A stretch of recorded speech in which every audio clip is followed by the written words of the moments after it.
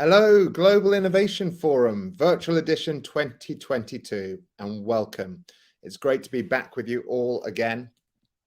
I'm Tom Ellis. I'm CEO of Brand Genetics. We're a global brand growth consultancy, and we work with lots of leading businesses like AB InBev, Meta, Mondelez, PepsiCo, and Unilever to help them really make better business decisions by understanding what makes people tick and brands grow. So it's actually my 10th year of chairing the GIF conference. So I'm really thrilled to have reached that milestone and not yet to have been kicked off, even if it does make me feel very old, but it's great to be back. And once again, we're virtual, which was born out of the COVID necessity, but Max and the Selectiva team have done such a brilliant job in manifesting the spirit of GIF in a remote setting. So this year, in 2022, which seems to be the year of all the twos, we will actually be having two Global Innovation Forums, this virtual edition and then the live London edition in November. And I'm thrilled that we're going to be back live again. But while there'll be very different experiences, we hope you'll get the same brilliant GIF energy, inspiration, and education from both. Right now, I'm going to focus on the next 2 days, though, and boy, do we have an exciting agenda with brilliant speakers from Netflix, from Roche, from NASA, Mattel, Miro, Henkel, Tesla, Citi, and many others. We've also got workshops and roundtables, the fantastic expo, wellness classes, and virtual tours, not to mention the brilliant live illustration of Chris, Jack, who's doing this talk today, and the team. So great to have you all. And all that's going to be in an action-packed 48 hours. So it's not only, of course, the speakers and the activities, it's also you guys, the audience. And as always, we have a global, diverse range of wonderful people from across the innovation multiverse of companies, disciplines, and interests. People who are not just creating great innovations, but who are thinking about how we can create better ones in the future. And I would encourage you all to please try and mix and mingle as best you can virtually, using the tools and the opportunities provided. Because as always, there is great value in new connections. And please do get involved in the talks, ask questions, share reflections, participate as much as possible. The more you put in, the more, I promise you, you will get out. Now, this year's theme is about dreaming bigger. How do we raise the bar on what we set out to achieve? And this particularly appeals to me because at Brand Genetics, everything we do is about being what we call human first. And this means finding ways we can help clients and in turn help them to help their consumers and users achieve their goals and realize their full potential. And Dream Bigger is all about just that. Realizing your full potential and not settling for anything less. Now, this might be dreaming bigger for your business to realize its full potential or about realizing your full potential, but ultimately bigger dreams lead to bigger results. As it's been said, shoot for the moon, because even if you miss it, you will land among the stars.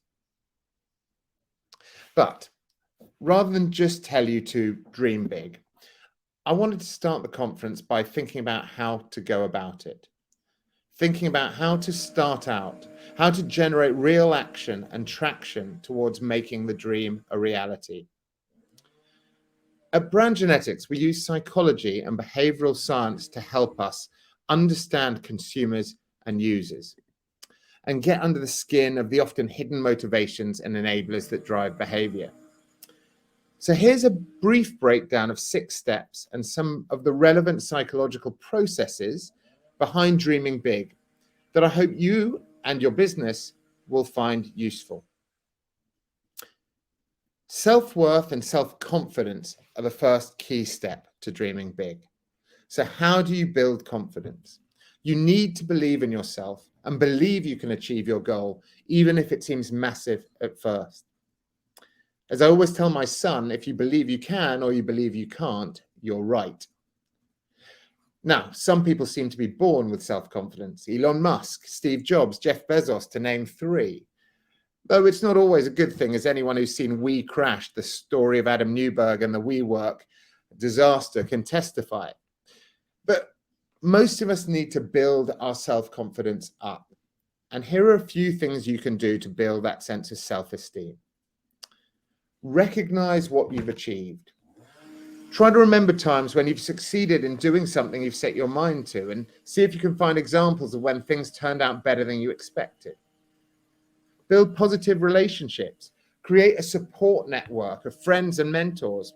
Perhaps it can even be some of the people who you met here at GIF, who can help you when you start to question yourself.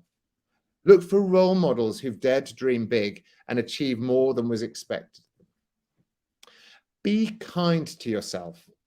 Swap self-criticism for self-compassion. Whenever your self-critical inner monologue kicks in, ask yourself, what would you say to a friend in that situation? We tend to be much more compassionate to friends than we are to ourselves, and direct those comments then to yourself. And seek out and celebrate the small wins on the journey, because no matter how small they seem, they're still progress. And it's a long road to a big dream. And remember, sometimes it's individuals who lack self-confidence, but often this can apply to businesses as well. And all these points can work just as well for them. So let's go to point number 2 on our 6. Overcoming fear of failure, and actually overcoming fear of success as well. Because whenever we push for something big, there is also a bigger chance of failure. And that puts a lot of people off. We have to learn to do new things, to push out of our comfort zone, to be prepared to change. But most people and most businesses find the concept of failure scary. However, it is key to embrace what is known as a growth mindset. A growth mindset means you engage deeply with difficult and stretching challenges and see error and failure as part of the learning process to get better. The opposite, a fixed mindset, means that you avoid difficult challenges. You instead look for safe opportunities to prove excellence, but that will never stretch you. And we should also mention fear of success, as whilst it seems counterintuitive, it can again be very real. People get imposter syndrome. What if I actually achieve that? How will I cope? And businesses too can worry about what success might mean for their core. Just think about Kodak and digital photography, or Blockbuster and online distribution. So be sure to have thought through what success looks like and what it means. Is it meaningful to you and the business? Which brings us neatly to number 3, finding meaning. A big dream without meaning is pointless. And as we know, the path to success is not a straight one. So you'll always struggle to achieve something that isn't tapping into something meaningful for you and your business. So what goes into having more meaningful dreams? Well, if we delve into the world of positive psychology, we find the arc of happiness describes our 3 core psychological needs for human well-being and happiness. They are autonomy, which is about self-determination, freedom, choice, and control. Relatedness, which is about experiencing care, connection, and affiliation through social attachment and positive relationships. Competence, which is about experiencing achievement, mastery, and success.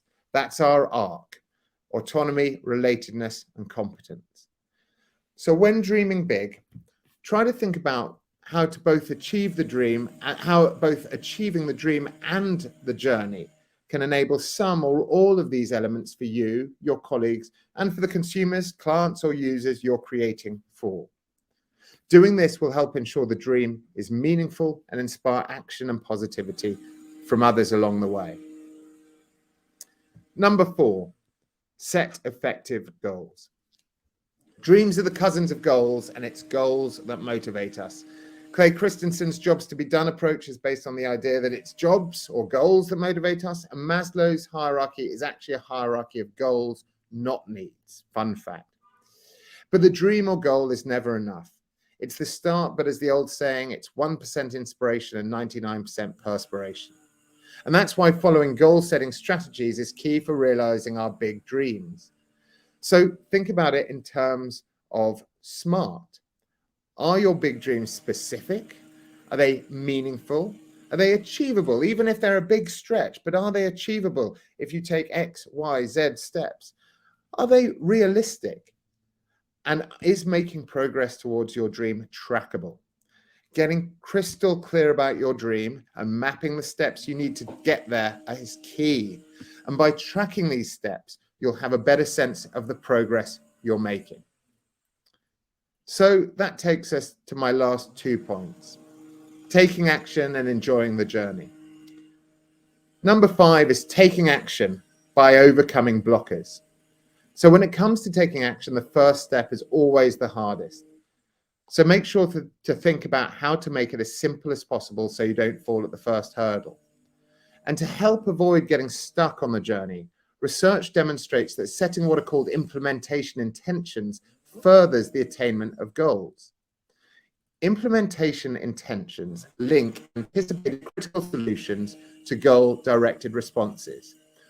Or, without the psychobabble, put more simply, they're plans for what you do when your plan A goes awry, which it so often does. It is, if situation X happens, then I will do Y. With these in place, when people encounter problems in translating their goals into action, for example, failing to get started or becoming distracted, then they can strategically call on these as automatic responses. So get those implementation intentions planned out. And finally, number 6 is enjoy the journey. Once we have big dreams, we can spend so much time focusing on the goal that we forget to enjoy the process. Not every moonshot comes off. In fact, most don't. But by imagining a better future, you're carefully molding a new reality, and even small shifts are important and worth celebrating. Even just pursuing the dream will be beneficial. Research shows that by pursuing meaningful goals, we make easier progress, we're more satisfied, and we can create an upward spiral of well-being. And remember that many people and businesses set out with one goal in mind, but achieve something entirely different. The famous actor John Wayne wanted to be an American football star. Viagra was originally intended to treat high blood pressure. Slack started out as an internal comms channel at a gaming company. What will be your unintended success? The process, even more than the outcome, may be where we really benefit. So make sure that the processes you choose and the steps you take to reach your dreams are ones that you enjoy and value. So there you have it. 6 steps to dreaming bigger and to turn that dream into a reality, and some psychological insight into how to go about it. We need to build confidence, overcome fear of failure and success, find meaning, set effective goals, take action and overcome those blockers, and finally enjoy the journey. Ultimately, these steps are all critical to setting and achieving your dream, as an individual or as a business.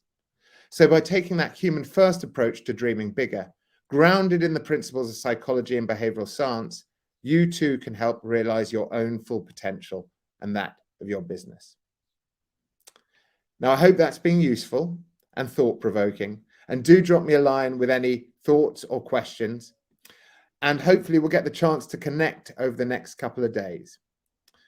All of which leads us very neatly, onto me taking you through Hopin, but maybe we can just have a look at Jack's wonderful illustration here. I don't know how you do it, Jack. A fantastic sort of summary of those things. So maybe that's a good takeaway for people.